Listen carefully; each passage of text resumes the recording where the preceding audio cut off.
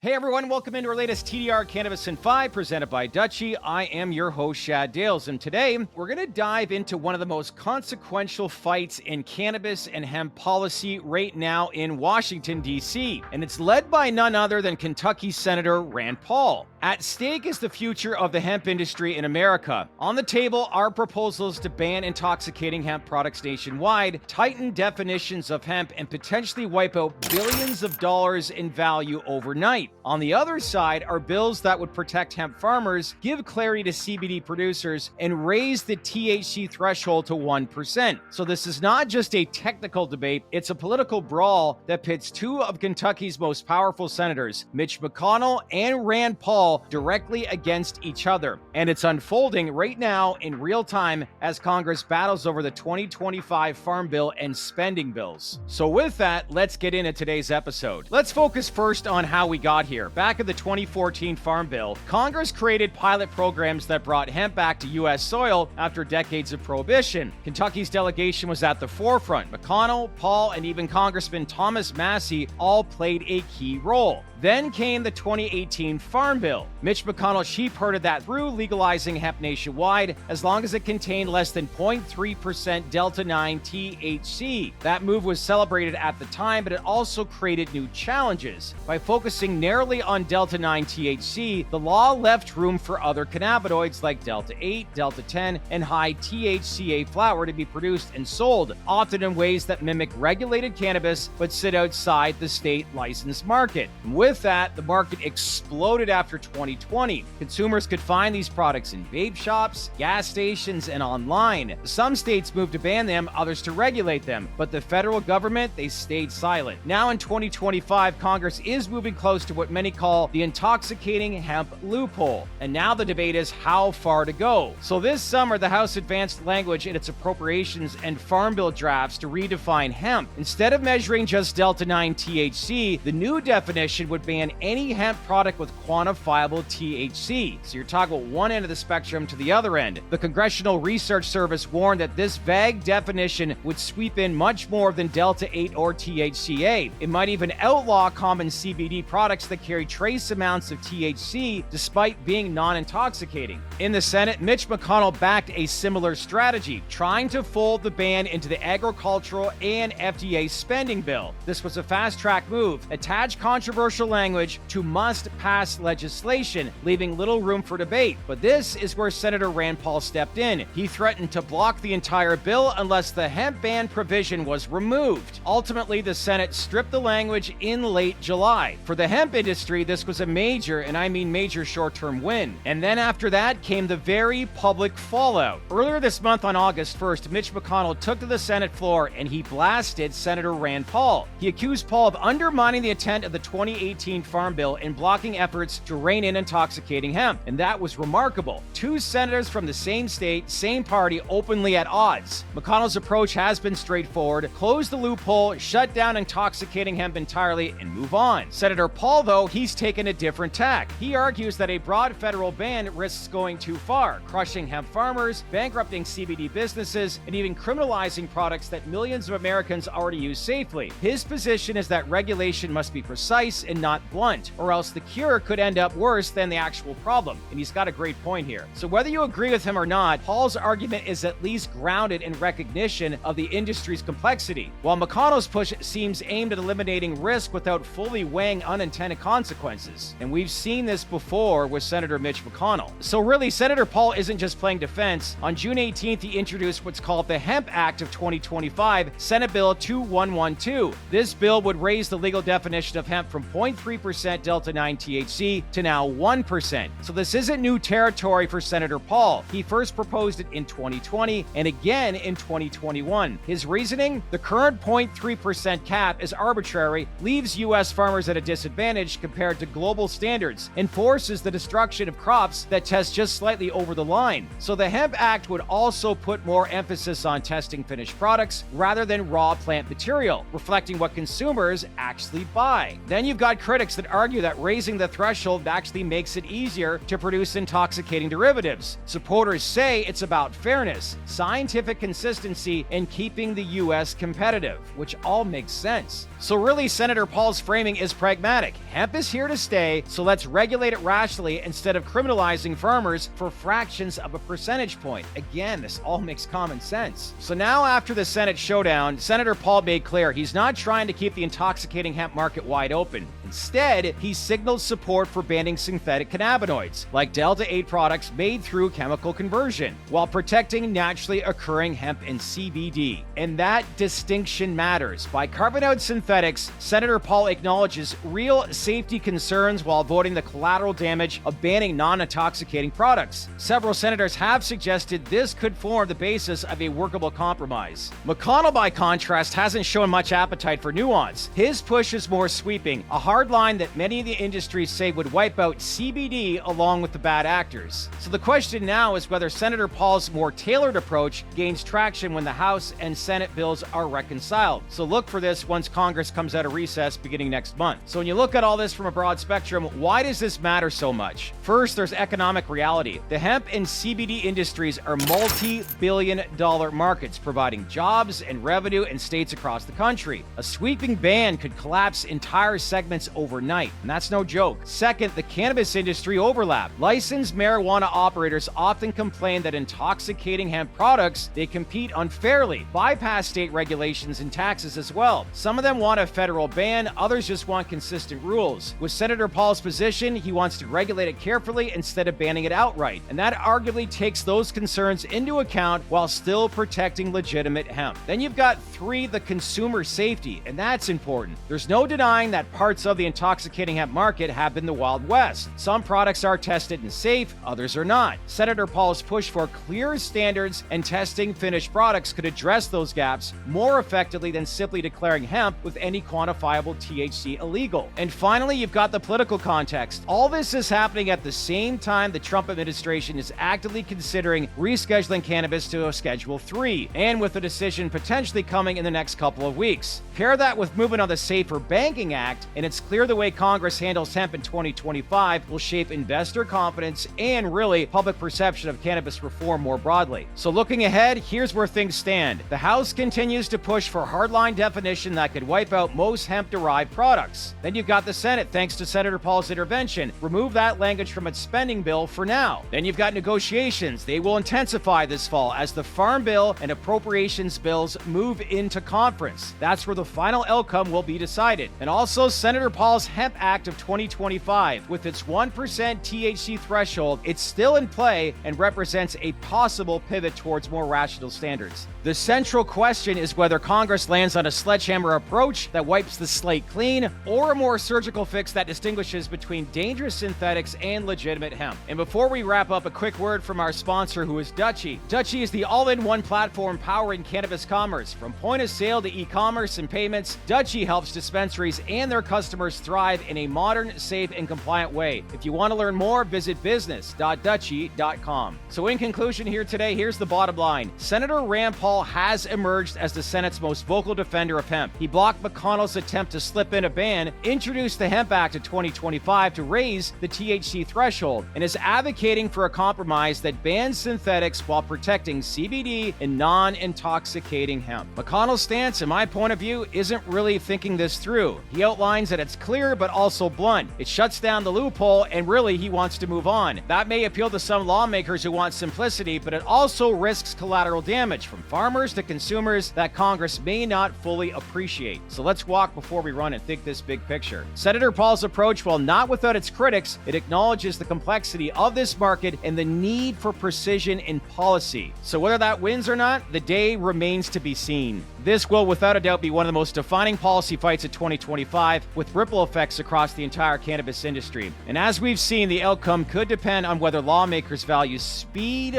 or substance. One thing's for sure here at TDR Cannabis in 5, we'll monitor this closely. So stay connected, smash on that bell for all notifications. And if you like this breakdown of the video, make sure to give it a like, subscribe to our channel, leave some comments below. What do you think Congress should ultimately decide here? I think a lot of you will probably lean towards Senator Paul because he's looking at this from a rational standpoint and really thinking big picture and walking before we run here. Something Senator Mitch McConnell has not done favorably in the past, especially for the cannabis industry. That's it for today, and like I always say, stay open-minded and stay connected, and I'll see you next time on our latest TDR Cannabis in 5. I'm your host, Shad Dales, and thanks again everyone for watching.